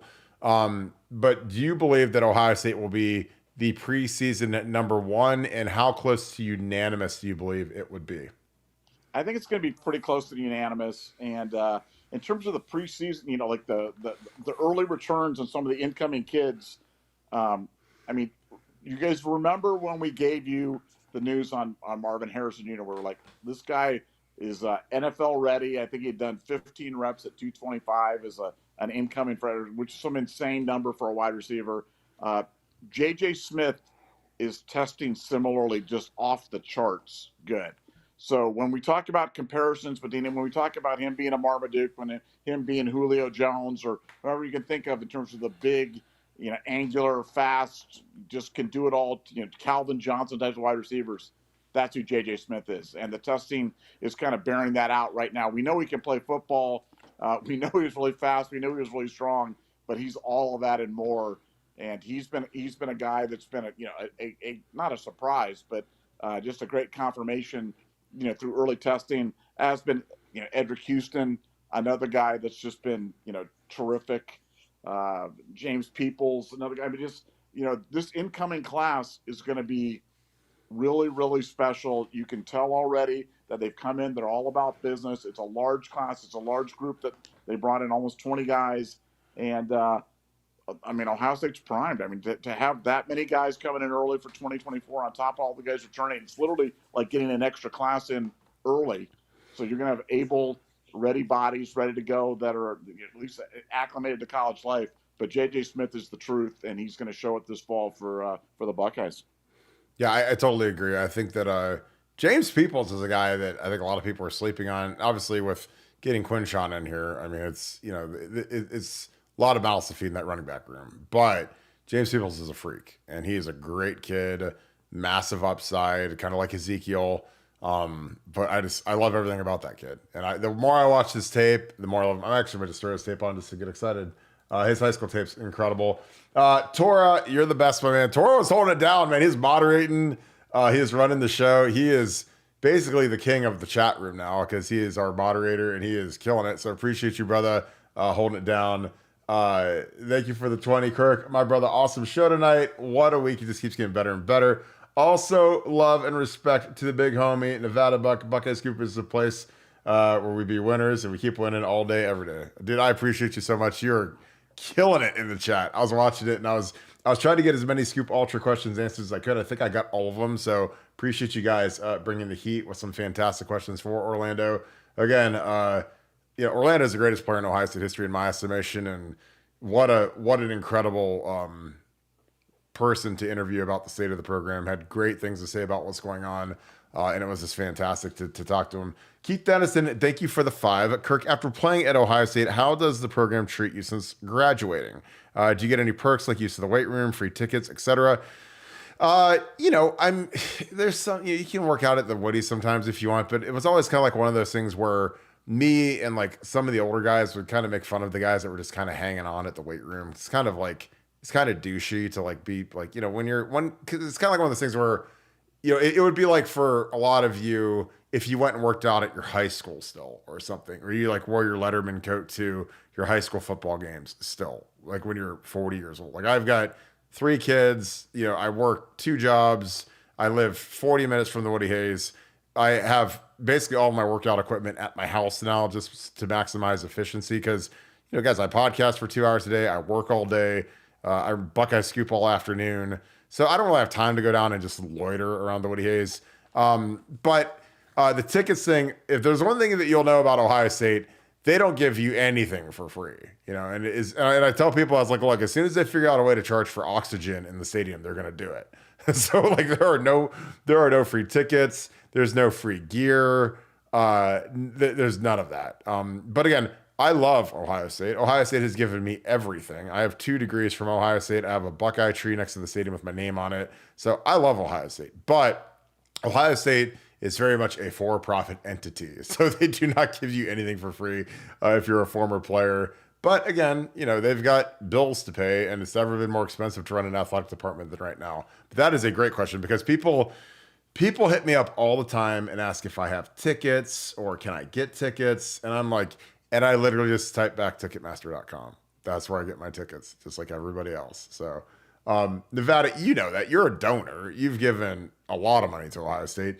Does Ohio State give you anything for free? No. No. If anything, they find new stuff to charge you for every month, every single year. I remember one time I asked for try to get a single ticket for my suite, like an extra ticket, just to shove another person into the suite, and it was like the biggest hassle in the world. And they finally did it, and they charged me like $579 for like a single ticket. And like the idea, I've run sports teams. I go out there like I'm the king of the comp because like I comp you, you comp me, we take care of each other. I scratch your back, you're scratch. And so this kind of attitude is completely foreign to me. But no, I get nothing. I get nothing for free. I've never gotten anything for free. Everything from Ohio State, ever, I've had to pay for and pay for dearly. But that's why we love our Buckeyes. We do. And honestly, I think, and again, I am not defending how they treat donors sometimes. And I talk to dozens of donors that have given hundreds of millions of dollars to the program. And it is a slippery slope once you start giving stuff out, because then if one guy hears that someone got something free and they didn't get it for free, again, I see it both ways. But Ohio State, the last 2 days, they've released their revenue for the year. They broke every record, most revenue they've ever had, #1 in the country. That is not an accident. They figure out ways to make money that you couldn't even believe. And they're really good at it. And I don't think that, and with the expanded playoffs and potentially hosting a playoff game and having, 3 concerts in the Horseshoe, Travis Scott's at the Schottenstein Center tonight. I mean, they are very much figuring out ways to fill up every building to pay for all of the costs that it costs to run 36 sport program. Jason Curtis, thanks for the deuce. Did the Chargers agree to immunity? Nevada, did they agree to immunity? It was funny because I think Dennis Dodd or one of the national guys or Greg Doyle, somebody came out and said that Michigan was like caving on the immunity like late this afternoon. And then it still didn't matter because Harbaugh was getting out of there no matter what. Did they agree to immunity, Nevada? I don't think so. There you are. You're back. You're on mute for a second. Yeah, I don't know the detail. I don't know the particular details on that. But let me say, the Michigan insiders have been so spectacularly wrong on everything today. I mean, it's if I was paying for a Michigan side, if you're within the sound of my voice, if you hear my voice, Michigan fans, and you're paying for those Michigan insiders, I mean, like they say, the broken clock is right twice a day. They're not even right twice a day. They're not even right by accident on this stuff. So you had Ballas coming out, the big On3 insider. Oh, Jim Harbaugh's back in Ann Arbor today, and he's Jesus. I mean, talk about getting it wrong. Like, no, he wasn't in Ann Arbor. No, he's out in L.A. No, he wasn't coming back to Michigan. It was never coming back to Michigan. Like, you guys are just like so wrong. But as a Michigan fan that subscribes to any of these sites, man, get your money back. Get your money back, because these guys are stealing from you because they have no clue. We cover Michigan just tangentially, just accidentally, just because they're our rival. And our information on Michigan is 1,000 times better than your insiders. We should start our own Michigan site, MichiganScoop.com. We can do it. Bert Carton and I out there. Nevada Wolverine. God bless. They've been bad. I mean, it's been really bad. And it's funny because we've picked up a ton of subscribers that are Michigan fans on this YouTube because we've been more accurate than their own people are. And we're not even trying. Like we nail Ohio State stuff because like we actively are in search and hunting for information and getting inside information. Like it's not an accident that we nail Will Howard a month before anybody else even knew that he was coming. But it's just God bless are they. And again, like, that pep rally they did after they won the championship, I think it was in the ice arena, or it might have been in the, wherever it was, the Yost or the Chrysler Center. And Ward Manuel's over there was like, I'm trying to get him his extension. Then Harbaugh's like pumping his fists. I'm like, that looked like the most awkward interaction I've ever seen between an acting athletic director and a head coach who just won a national championship, because he wanted nothing to do with coming back. And again, that place is going to be a smoking hole. And again, am I crazy, to not think that some of these really good, because they've got a couple really good players on that roster. Why would they not hit the portal and see what's out there? Like if I'm that corner, if I'm Will Johnson, if I'm that D tackle, if I'm Loveland, dude, I'd hit the portal tonight and say, Texas, what's good? Miami, what's good? Ohio State, what's good? You guys got money?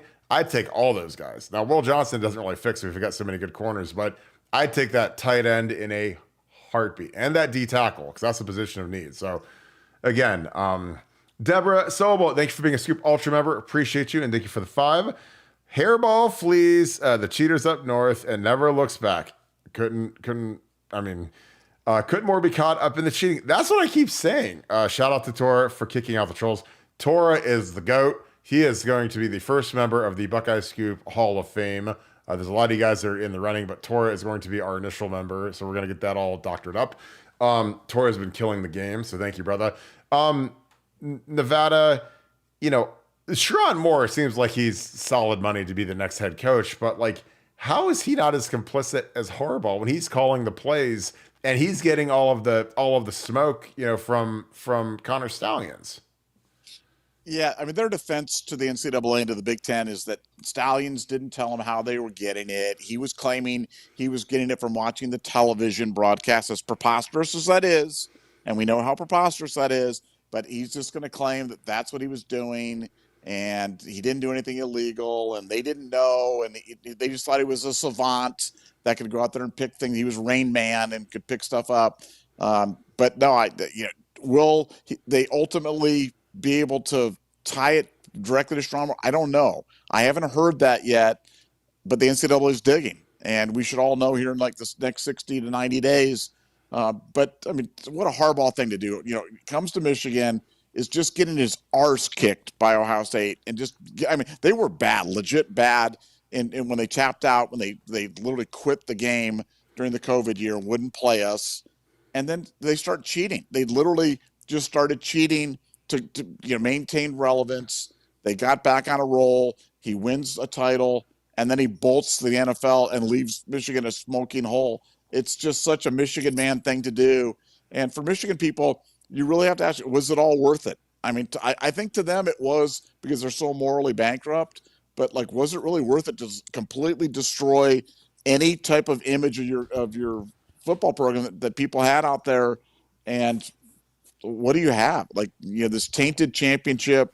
You're known as the cheaters. Your coach is gone, and it's all downhill from here. So, hope it was worth it, because I'm sure glad I'm an Ohio State fan now. That's for darn sure. Yeah, I mean, I couldn't imagine two programs that are, top 5 programs having just polar opposite off seasons. I mean, Michigan just lost their ace head coach, literally turned down the biggest contract in the history of college football, to leave his alma mater, allegedly. Yeah. Yeah. I mean, but you'd have to think that, like, to keep him, they're thinking 15 to 20 million a year, probably 6-7 years. I mean, it probably was going to be a pretty astoundingly high number. Kirk, let me just say something. That was all optics, man. That was all the Michigan. We put up the good fight. We did everything we can to keep the Michigan fans. I'm telling you, he was gone. They wanted him gone. They know the trouble was coming for the NCAA. This was all just kabuki theater where they went through this whole dance. I don't believe for 1 second that they wanted him back, or that they were really truly offering this kind. I believe this was just to placate the Michigan crazies, and I will go to my grave. I will make bank on that. I'll lay that at minus 600 that was the scenario, because they didn't want him back, and there was no way they were getting him back. Well, and again, this is what's great. Like, Orlando made one of the great points ever. He's like, they made that man take a pay cut a few years ago, and it was like a cut your salary in half pay cut. And again, I mean, a lot of, you folks that tune in, you guys have pride. Imagine if your employer, you show up tomorrow and they say, hey, by the way, we like you, but we're going to make you take half your pay and you can keep your job, but you're only making half as much money. Like, I mean, you might not have an option. You might be stuck. You might be whatever, but like the relationship's never the same after that. Like after someone says, hey, we're giving you a pay cut. And it's because you lost to Ohio State, whatever, performance, whatever. It destroys the morale. And so then, like, when he flips everything and he wins the national championship, like, I'm sure in the back of his mind, well, for one, he knows that these sanctions are about to come like a nuclear bomb and get dropped on Schembechler Hall. But for two, like, Ward Manuel made this man take a pay cut, And again, I just, once you do that to somebody, like I was talking to Orlando and I was like, if a team came to you and said, hey, we're going to restructure you and you're going to take a pay cut, like Orlando said, cut me. I'm out. See ya. I'm going to free agency. Like he's not taking no pay cut. But again, I think you're right. Kabuki theater is a great way to describe it. 6-7 Buckeye, thanks for being a Scoop Ultra member. Appreciate you, brother. Thanks for the 5. Jesse Minter gone 2 right. Shout out to Ohio 7715. Dude, last night spent my Christmas money on you guys. Is he hiring? Laugh out loud. Yeah, I think Jesse Minter's gone too. I mean, those guys, again, if I'm sure on more, I'm leaving. I'm on the first thing smoking out of Ann Arbor. Like, again, when you see what's coming to hit this program, like, I don't want to be any part of that. I want my last memory of being a Michigan man is to go 15-0, raise my little fake title that's going to get goned. But I wouldn't want to stay. And again, I think that these guys are trying to get out while the getting is good. Ohio 7715. Let's get these blank motivational halftime speeches going this year. We need a mean, nasty, blank side to the Buckeyes this year. I agree. And it's funny because I believe they got rid of tough love as their slogan and now it's just win. So that is fantastic because I did not like the tough love thing. I thought it was stupid. But Nevada, how much of it is, does there have to be a culture change? I think Bill O'Brien's going to bring some attitude to this offense. And again, dude, the offense. You're so right. First, I was going to say, I'm sorry to interrupt you, Kirk, but it's like Bill O'Brien is a mean SOB, man. Oh, I love Bill O'Brien, man. Yeah, no, if you're looking for, we want Ohio State to have a more of an edge. We want Ohio State to be, yeah. Well, Bill O'Brien's your guy. So that's, oh God, he is a guy that's never not on. He's always got the edge going. I question how long that can kind of last. Supernova doesn't burn out, but like Urban. But will it be effective for 2024? Oh yeah, it'll be a definite change for the players, for the staff, for everybody, because Bill is on all the time, and he's biting and he's nasty. And he's relentless. And so, like I said, I don't know how long that act will last, but for this year, he's the right horse for the course. And I think he has something to prove. And again, in coaching, every year you got to reset, and it's a new team, and you got to again, like last year did not go the way that he wanted it to go. Now he was saddled with a bad team, bad offense, bad quarterback. And again, you can only do so much. Again, I mean, you're not God. If you don't have a good quarterback in the NFL, it's exceptionally difficult to win unless you have Christian McCaffrey and George Kittle and Brandon Ayuk and Deebo Samuel and Trent Williams. Then you can maybe mishmash it around if you're Kyle Shanahan. But you need a great quarterback in the league. And he was with Bailey Zappi and Mac Jones, and Ramondre Stevenson got hurt, and it was painful to watch that offense. So I think he's got something to prove. And again, he's got a loaded deck this year. I mean, he doesn't have, this is the opposite of the Patriots. This is, the most talented team top to bottom in college football. And him at the controls is going to be a sight to behold. Expedition Greg, thank you for the 5. Appreciate you in Nevada for everything you do. Is there anyone from the portal that the team up north that Ohio State could target? Again, shoot, I'd have the foundation calling Colson Loveland tonight. And again, now that is all pie in the sky. That is all conjecture. There's no basis to that. But again, there's a 30-day window where some of these guys can get out of here. And again, if I'm Colson Loveland and I see this nasty sanctions and, all this negativity that could happen, like, why would you not hit the portal? Why would you not just see what you're worth? This guy is a superstar tight end. And we do not have a tight end on the roster that is anywhere near him. Jelani could be. Jelani's got to get, he's got to get in gear.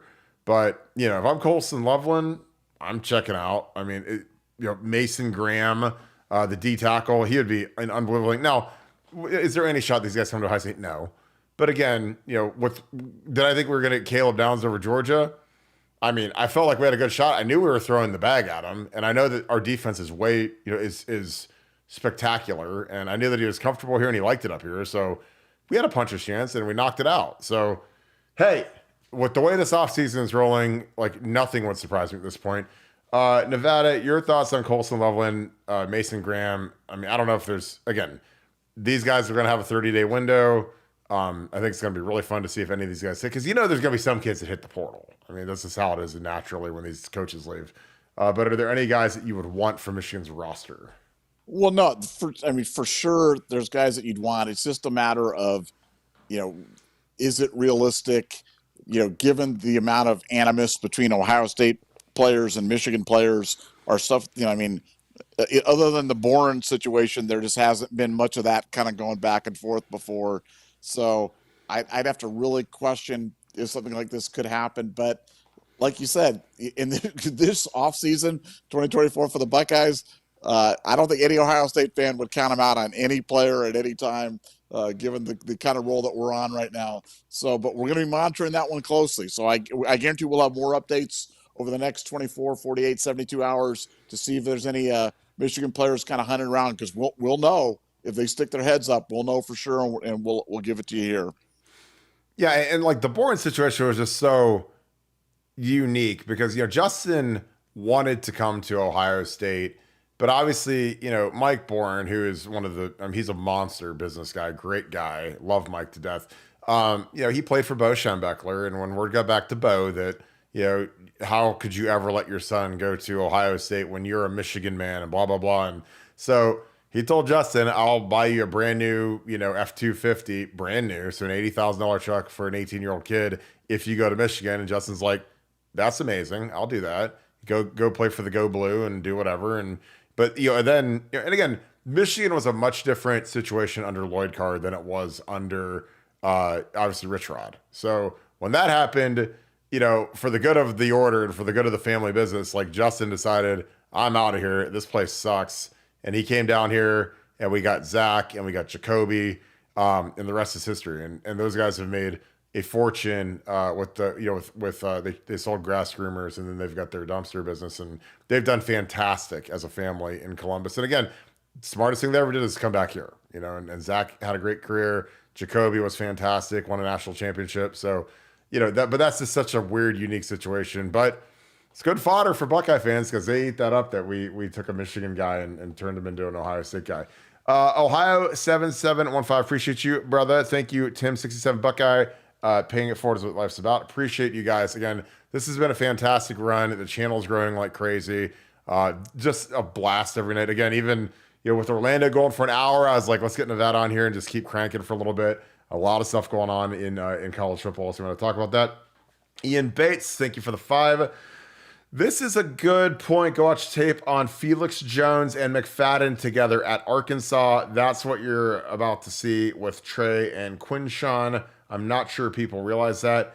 I'm very familiar with that tape because that was my senior year, 07, and they beat that LSU team that beat us. And they had Hillis, too. They had Peyton Hillis, and they ran that Wildcat with David Lee, who is the offensive coordinator for Houston Nutt. And, Houston Nutt was a hell of a football coach. And he beat a really good LSU team with the Wildcat, with Felix Jones and McFadden. And McFadden was incredible in college. So I'd love to see something like that. Again, I don't know if we'd go true Wildcat, but when that first came out, that was kind of like the original version of running the quarterback because it equated numbers. And then, David Lee took that to the Miami Dolphins. And, it was funny because I was in the NFL in 2008 when the Dolphins were running that with Ronnie Brown and Ricky Williams. Like I was there when they installed it, and it was like, I was like, we're really running the Wildcat in the NFL, and they did it against the Patriots and they beat them. I mean, and I was like, this is the craziest thing I've ever seen in my life. But Nevada, your thoughts on, there's been some good duo running back things that I think would be good to study, but the McFadden-Jones tape, your thoughts on that with Quinshawn? Yeah, I mean that's about the only thing that I can really think of. We were talking about last night about having a first team, second team All-American on the same team. I mean Jones McFadden is about the closest thing that I could really equate with that because they were dynamite. And those Arkansas teams were so much fun back then, and Jones and McFadden they were a dynamic duo. But it's this year with Judkins and Henderson. I mean, I can't wait because both those guys are lightning in a bottle, can take it to the house anytime they touch it, and I know that they're going to try to get them on the field separately, but they're also going to try to get them on the field together, and that'll really present some unique challenges for the defense. So I can't wait to see both those scenarios play out this year in 2024. Yeah, I think it's going to be fantastic. Well, this has been a good one. Got another super chat. This is a great question. B. Shigian K, thank you for the 5. Do you think our O-line will have promise in the next level? They seem like college could be their peak. Thoughts? I think that a lot of these guys have upside. I think Jimmy Simmons, I'm probably higher on him than most people, but I think he's got good movement skills. I think that it was his first year playing left tackle. I think he's going to have a nice jump this year, in year 2 in the system. You got to remember, he wasn't even here for spring ball. He got here after spring. So this is a whole part of the season or part of the year where he wasn't even a part of the roster, like during winter conditioning, during spring ball. And those are really critical times for these guys to develop chemistry between their teammates, strength and conditioning with Mick, getting to know, getting in the film room with Justin Fry, just getting better as an all-around player. So, we had some young guys. Again, I'm not burying Carson Hinsman either. Carson Hinsman played as a redshirt freshman. That is extraordinarily hard to do at Ohio State. And I think that we've had a run of guys like Paris Johnson who played as a true sophomore where, people think it's easy to do that, and it really isn't. So, I'm not burying Carson yet either. I think that, Seth McLaughlin is going to be a guy who's got, obviously everybody remembers the snaps versus Michigan, but I think this kid's got a lot of upside. He was really good 2 years ago.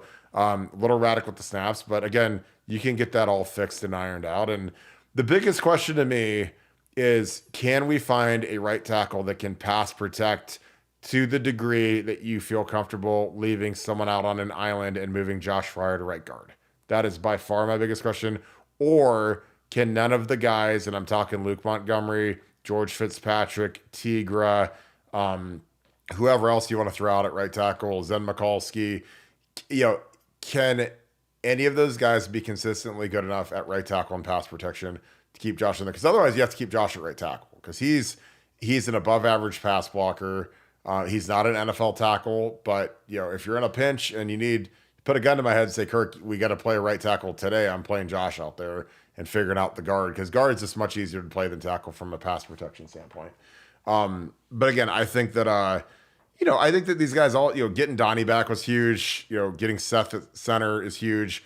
If you put Donnie, Seth, and Josh as your interior 3, like that's as good as there is in the country. I know people are going to roll their eyes at that, but I'm being honest. I mean, Donnie's first team All-American on every list that's come out so far, in the way too early list. So, Donnie's got a lot of upside.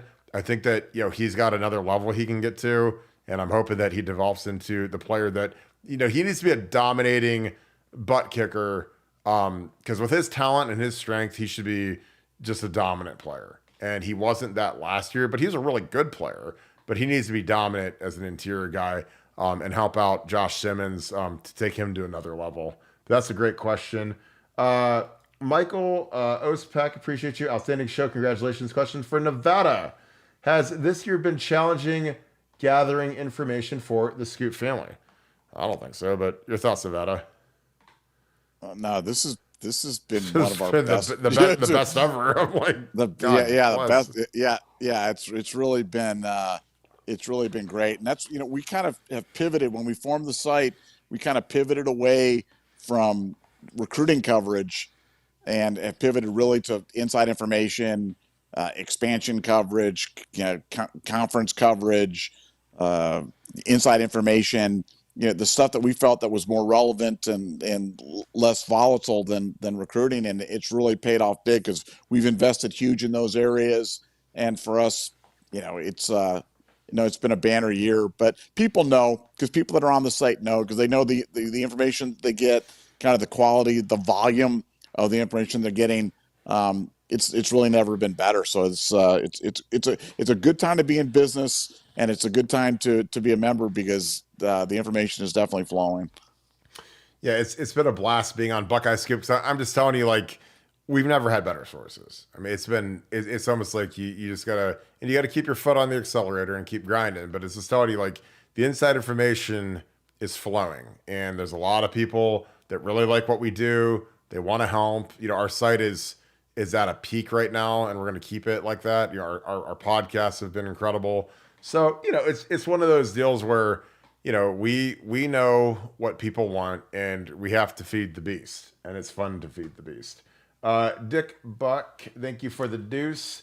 Both of you describe the Harbaugh's career at Michigan. Well, it's kind of like the tale of two years. Like there's like a split from the first 5 years where Urban dog walked them to the last 3 years where they cheated and they had the Connor Stallion stuff going. And again, he's going to end. They're going to end with sanctions and getting hit by a nuclear missile. So I mean, I don't know. They sold their souls to win a national championship, and then the national championship's going to get taken. So I don't know. Is that a successful run? Maybe. But it's kind of like, SMU being really good and then they get hit with the death penalty. Like, was it worth it? I don't think so. Not to set your school back forever. I mean, and again, I think it'll be fascinating to watch this transfer portal because, like some of these kids, they're not going to want to be around where they've got restrictions and anything else that's on the table because they got some serious violations going against them. Your thoughts, Nevada? Describe Jim Harbaugh's career at Michigan. Well, just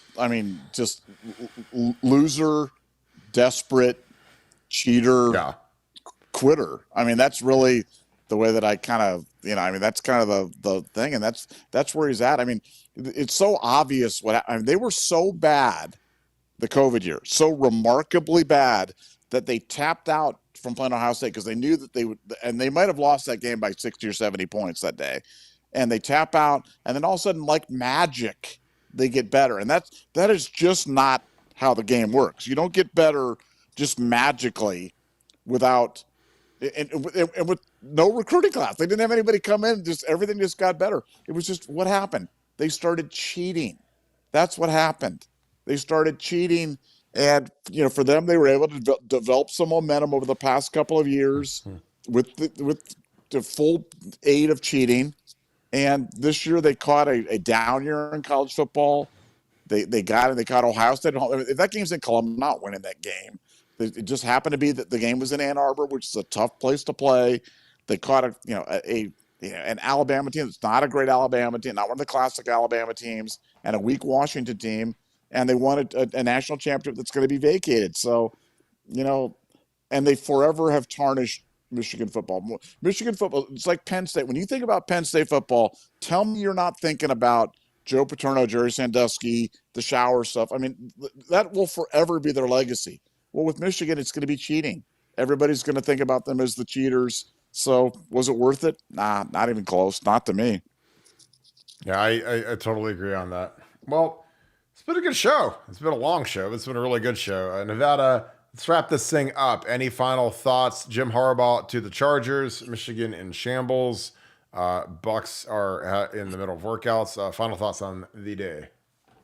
Just another great day for the dream offseason continues. Can it get any better than this?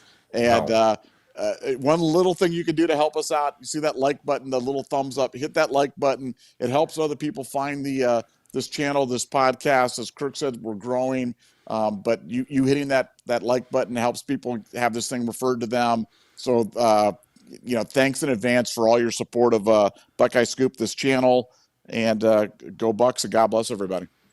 Yeah, absolutely.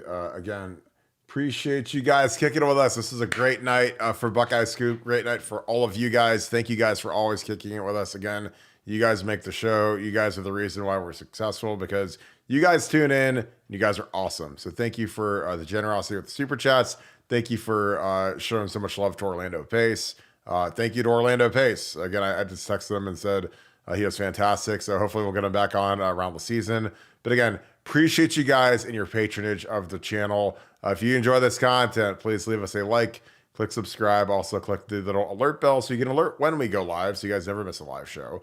Again, we usually try to go around 7, sometimes with kids sports, or if there's a basketball game, we try not to go against the basketball game. We did it last night because we needed to get an episode in after taking a day off. But again, we're very cognizant of when there's a basketball game and you guys want to watch. So again, we appreciate you guys tuning in and kicking with us. If you guys are not members of BuckeyeScoop.com, our premium message board, it is absolutely on fire right now. It's awesome.